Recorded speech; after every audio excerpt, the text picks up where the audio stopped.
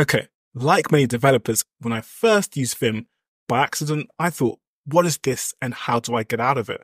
And during my time as a developer, I never used Vim. In fact, if I got into it by accident, I thought, let me get out. What is this? I'd rather use Nano than Vim. But recently, I'd say really recently, I've kind of gotten into it, and hear me out. I think it's actually one of the best developer experiences in terms of writing code.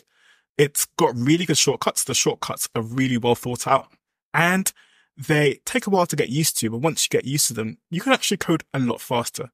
And this is actually quite surprising to me because Vim has been around since 1991, so around the time that I was born. And it's amazing to think that developers back then have thought of really good shortcuts and really good features to help people write code. So if you're a developer who has never used Vim before, I highly recommend you check it out.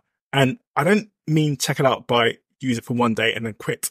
I think it takes around 1 to 2 months, maybe even more, to kind of get a feel of it. And you have to really commit to it. There are a few things you have to commit to get to really like Vim.